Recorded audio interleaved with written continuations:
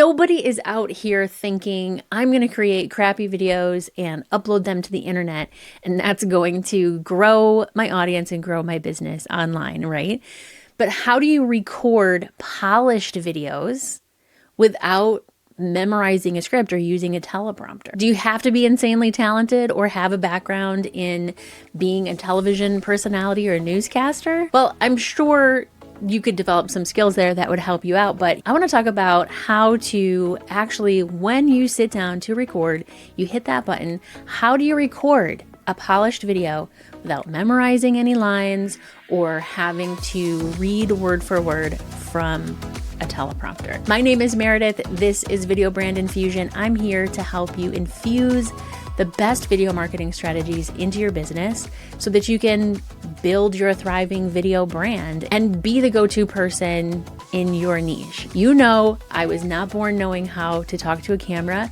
You probably weren't either. I had to figure this out on my own and develop the skill. And as somebody who I've always considered myself to be an introvert, I was never an on-camera person. I was never an on-stage person. Showing up on camera for you to watch what I have to say, it doesn't come naturally to me. I had to figure it out on my own. And now I love it. But I also love that because it's not natural, because I don't have any like official, professional training, I can just give you the tips that I figured out on my own because you probably don't have professional training either. And I don't think you need it. I mean, it's working for me. Now, right around, I think probably a year ago, probably right around when I started this podcast, I started doing something kind of wacky when I record. You don't see it because I edit it out, but it's something that has really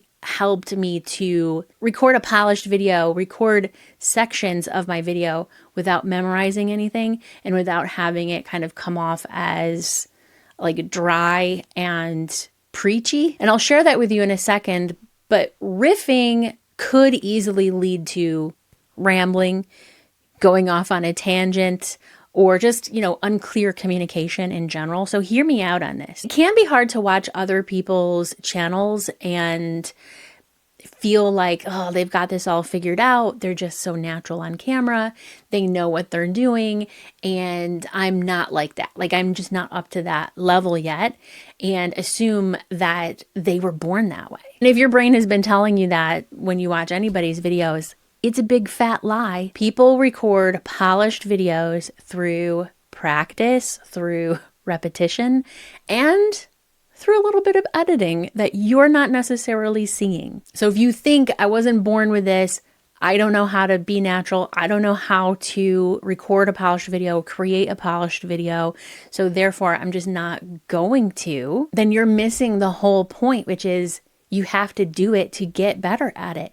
You have to put in the reps to create and record and edit polished videos for YouTube. It's just a repetition thing. It's a numbers game. I have 3 what I think are insanely useful tactics for you to try when you want to record a polished video and you don't want to memorize a script, you don't want to look at a teleprompter, but you do want to sound natural and like legit, like you know what you're talking about because you're here to build your brand, to build your business with your videos, right? But a couple of years ago, I was noticing more and more discussion, content, even like questions around using a teleprompter. And I had never used a teleprompter before. I didn't think I needed one. I didn't really want one, but I started thinking, maybe I should use a teleprompter. I think I need that. I think I need a teleprompter in my life. And so I bought a teleprompter. I tried it and I loved it. I actually loved it so much that I recorded an entire video showing my teleprompter setup and everything. And that video was actually a big hit. But the truth is, teleprompter takes a lot of tweaking to get it to work right, to get it to work with your setup. And I was constantly having to fiddle with the right angle and the right distance. I loved having it as a sort of second monitor, but I had to use my iPad to make it work. So when Elgato came out with their prompter, which just plugs right into a computer, it's an absolute dream. I highly recommend it if you need a teleprompter. They offered to send me one, no questions asked, and I put it together. I started using it. I loved it. I made a video about it. And my teleprompter videos are some of my more popular topics on my channel, but then I stopped using a teleprompter completely last year. In fact, I have mine set up right now, but it's collecting dust over here. I'm not using it right now. As much as I loved having my words right in front of me so that I could talk to the camera and not like break eye contact, I felt like I was sort of missing out on developing the skill of riffing. If you're not a natural riffer, meaning it's hard for you to kind of come up with cohesive thoughts on the fly, or, maybe it's easy for you to do in your day-to-day life, but then you turn a camera on and then you freeze. I think that is an insanely useful skill as a content creator, as a business owner. And so for me personally, I just made it a goal. I want to get better at that. I want to get better at trusting my brain to formulate the words to come out of my mouth in a cohesive way. And so I had to kind of like stop using the teleprompter and relying on that as a crutch in order to kind of work up that muscle in my brain. But that doesn't mean I have to write a script and then memorize it. So if I'm not memorizing and I'm not reading from a teleprompter, how are the words coming out of my mouth? The answer is I have an outline and I'm just riffing on the points in the outline. So I know what I want to cover. I know what I need to cover in the video. I know what I'm trying to communicate to you, and the notes are in front of me on the screen. I'm editing this video. So if I make a mistake, or if I go off on a tangent, or if I just need to take a breath, take a sip of my coffee and figure out what else I need to say, I can do that. And what you see is a polished video because I've cut out all of the stuff that I don't need you to see. So for me, recording a video is like, look at my notes, figure out what do I need to say, look up at the camera and riff on it. And then look at my notes, figure out what I need to say, and riff on it. Sometimes I can just keep going. Sometimes I can look at my notes, I can see the next point, and I can look back at the camera and not have to stop and figure out what's going on. And other times I need to kind of regroup.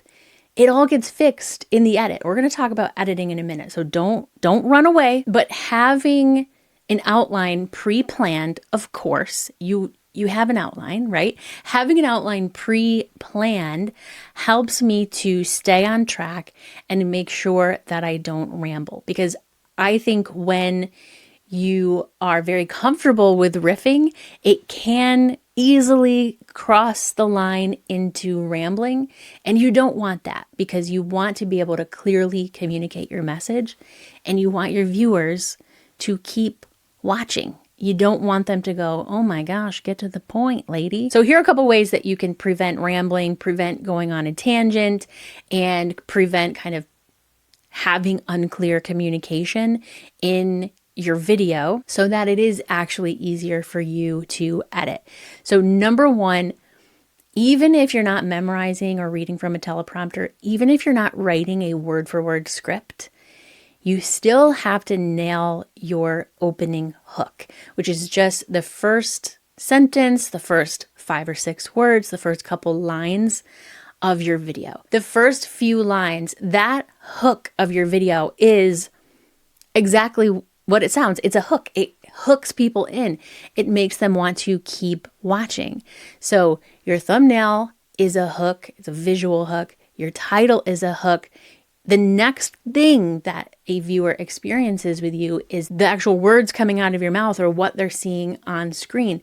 So you kind of have to like keep the hook going. It's a crochet hook, right? It's not a fish hook. It keeps going. I just made that up on the fly. Talk about riffing. I'm getting really good at it, I think. So even if no other part of your video is scripted or like prepared ahead of time, you really have to nail your opening hook. Now, this is a question that just came up yesterday in Video Brand Academy. We had a meetup and somebody asked this question of like, how do I memorize the hook so that it comes out clear and concise? It's hard to like memorize so that I can look at the camera and do it. So I shared a couple of tips. Other people in the meetup shared a couple of really great tips for this. But one of my favorite tips, something I've been doing since like way back at the beginning, is to record the beginning of my video after I've already recorded the entire video. So I'll start off with an intro or start off with a hook. And then if I know that I haven't nailed it, if I know that I just like can't get the words out, I'll record it at the end, because by the time I'm done recording, by the time I've like delivered the content to the camera, my brain is on. Like my brain is like, yes, this is fun. We're talking to the camera. I'm confident. I'm clear on my communication. Like we're into it. That's the kind of energy that you want to bring to a hook. So if you get ready to record, you get everything set up, you turn your camera on, you hit record, and you're just kind of like coming in dry or coming in cold, and you're finding that you just can't get your intro to sound good, to sound polished, just forget the intro for now, record the rest of the video, and then come back. Just don't forget to do it. Come back and re-record the intro again. You could do this all in one recording, or you could start a whole new recording, because if you're making a polished video, you're going to edit it, right? So it actually doesn't matter what order you record anything in your video. Everything is reconfigurable in the edit. So you could re-say anything in your video if it's not coming out in a natural way, or, you know, maybe if there's thoughts that are coming to you as you are speaking and you want to sort of go back and make this point again, there's no reason why you can't do that. I know I've talked about this before, but I know one little habit of mine, and this used to happen to me quite a bit. One of the reasons why I wanted to get better at riffing is if my brain is trying to think of the words that are supposed to come out of my mouth next, I blink a lot, like really quickly. I blink and my brain is like, oh my gosh, what is happening? We're trying to think on the fly. Don't make a mistake. And I just blink, and it's weird. And, you know, when I first started recording videos, I didn't notice it happening in the moment. But over time, it's like a habit that I have not necessarily broken the habit. Because I do catch myself when I'm editing. I go, oh man, what's with all the blinking? But if I notice it in the moment and I just feel like I'm not delivering this as clearly and concisely and succinctly as I can, I'll just re-record that whole section as many times as I need to, so that it sounds polished, so that it sounds coherent coming out of my mouth. Because the whole point of making a video is communication. So if I'm not clearly communicating, then what's the point? Like, give yourself permission to slow down, look at your notes, think about what you're going to say next, and then just deliver it to the camera and redo it as many times as you need to, not from beginning to end, but from section to section, or even sentence to sentence if you have to. Does it take longer to then edit the video if you have a whole bunch of repeated sections? First of all, you know me, you're in the right place. I have a whole channel full of video editing tips, lots of Descript tutorials. Descript is really the best for this type of editing, because you're just editing by looking at a document. It's really easy to spot, oh, look at all the 72 times I restarted this sentence. Delete all of that. don't even watch it. Don't even listen to it. Just delete it. Get rid of it. You know that's where you made your mistakes. You don't even have to look at it. But I have a ton of helpful how-to videos here on my channel. So if you're not subscribed, make sure you hit the subscribe button. And the third thing to keep in mind to prevent your riffing from turning into a ramble is to know ahead of time what your call to action is going to be. In the middle of your video, at the end of the video, do you have a lead magnet, a free opt-in, something to send people to? There's a link in the description, blah, blah, blah. Or, here's this other video you should watch, or here's this whole playlist you should watch, or let me know in the comments, blah, blah, blah. Know what you want your audience to do before you hit record so that you can clearly communicate that when you're riffing, and you can clearly communicate it throughout your video and not just wait till the end to figure out what do I want people to do now. So those are three sort of tactics to think about when you are riffing, right? So you're going to make a simple outline, riff from that outline, but nail the hook, redo any of the sections that you feel you haven't delivered clearly, and then always have a clear call to action prepared for when you are riffing. And the wacky thing that I've been doing when I record that you don't see because I edit it out is I like to just imagine every section. So I have my outline, I kind of record in sections, take a breath between sentences or between sections, look at my notes, take a drink of coffee. I want my videos to be cohesive and polished, but I'm not just like going one sentence after another. When I take a break to look at my notes or take a drink of coffee, the next thing that I say out of my mouth, I'm kind of imagining that I'm having a conversation. I want my videos to be conversational and, approachable. And part of that is like how I want it to be sort of perceived for you, like how I want you to feel. Like I want to feel like we're having a conversation. But even for me, I don't want to sit here and preach to the camera. I feel like I would much rather be having this as a conversation one-on-one. And so to feel a little bit less like I'm making a video, I'm talking to my camera, I do like to imagine that this is a conversation. So I just said something. I'm going to look at my notes. I'm going to think about what I'm saying next. When I go to start talking again, I'm kind of thinking about, if this was a conversation, what would the other person be saying to me? Like, what is the next question they would be asking me so that I can just start talking as if I'm just kind of continuing the conversation. I even sometimes will say, oh, that's a good question. So blah, blah, blah, blah, blah, blah, blah. And I edit out the part where I say, oh, that's a great question. I told you this was wacky. It's just that I want to start my sentence off in this like conversational way.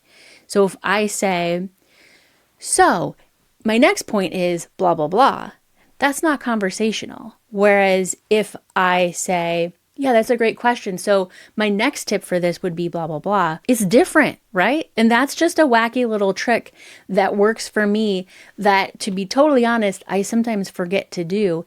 And I notice when I'm editing, I'm watching the video back and I go, wow, I feel stiff. I feel dry. I feel like a little bit preachy, a little bit like I'm talking to the camera. And I just make a mental note. Next time you record, slow down, take a breath, and make this more conversational. So you're going to chill out when you're recording. You're going to let yourself riff. You're going to let yourself breathe. But what if you could record a polished video without memorization or a teleprompter because your brain already knows what to say? Hear me out with this. I mentioned that one of the skills that I wanted to develop, that I deliberately set out to develop for myself over the last year or two, is to be better at riffing, be better at making the words come out of my brain in a cohesive way.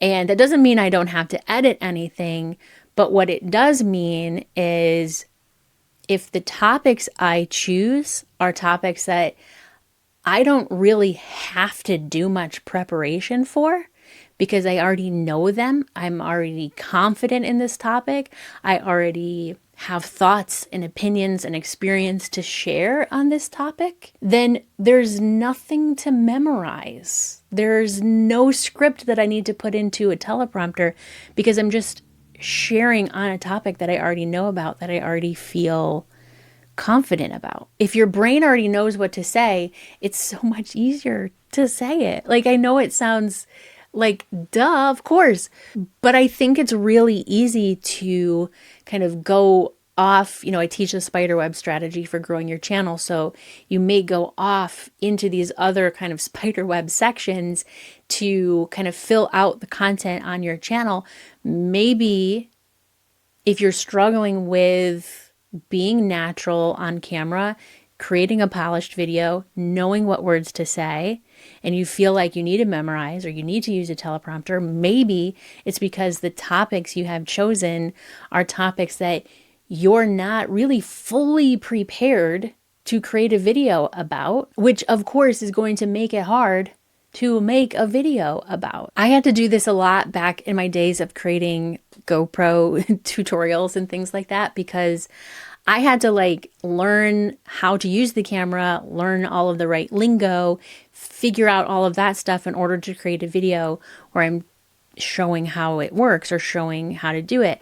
I had to learn the thing in order to talk about the thing. And I don't think there's anything wrong with that, but it required my brain to prepare itself to talk about the topic. I wasn't really able to just riff because it didn't necessarily come naturally to me. I was learning as I went. And here's a current example for you. Lately, I've been down the AI rabbit hole, creating agents, creating AI tools that I have inside of Video Brand Academy for my members, and I've been loving it. I'm loving diving into it. I feel like we're on the edge of something really big with AI when it comes to growing your business, creating content. And I'm not even talking about using AI to create content. We could go off on a whole other tangent, but it's such a new world to me that even having a conversation with somebody, my brain is not prepared for all of the new terminology.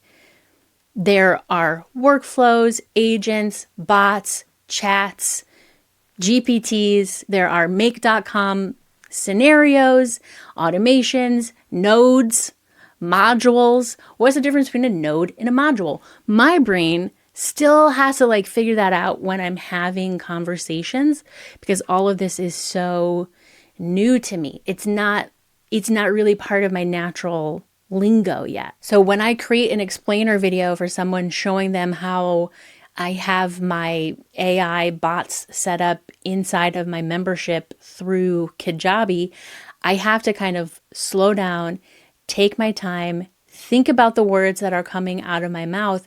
It's not just natural. It doesn't just roll off the tongue for me. And the last thing I want to mention here is, if you want to create, truly create polished videos for your YouTube channel or for social media, a lot of what you see as polished is actually editing. And it's not that you're adding polish through editing, right? It's not like you're making yourself look pretty or removing wrinkles or, anything like that. I'm not talking about polishing how your video looks. I'm talking about how your video communicates what you want it to communicate by creating really smooth cuts when you do have to, edit out all of your mistakes and things like that. I'm talking about using B-roll or graphics or little zoom-ins when you do have to make those cuts that almost eliminates the fact that you made a cut. Even being meticulous about removing, some of the dead space, which could just be 10 frames of dead space.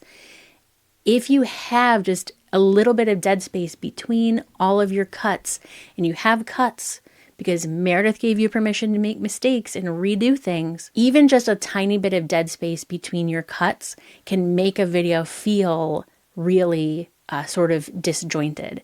Whereas a video that has 100 cuts could feel really polished, really smooth, really cohesive because of what you do when you're editing. I know that editing is sometimes like the biggest headache in the world and not everyone loves it as much as I do. It's sometimes like the thing that people want to outsource first in their business when they start investing their time and energy and focusing on YouTube videos. But it's also one of the most expensive things to outsource. And that is why I'm hosting a free masterclass called Crush Your YouTube Edits in 2 hours or less. It's coming up soon. I'm not going to put the date out there just yet, but I will put a link down in the description so that you can get on the wait list and get notified via email when it's ready to go. Because if you can spend less time editing your polished videos, then you can create more content, be consistent with your uploads. If you're consistent with your uploads, you can be consistent with your audience building and your revenue generating. I mean, how would you expect your audience to grow consistently and your business to grow consistently if you're not able to show up consistently? So if you want to learn how to crush your YouTube edits in 2 hours or less, or you have a virtual assistant or somebody on your team that you would like to learn how to edit your videos in 2 hours or less, make sure you get your butt on that wait list, and I'll see you soon.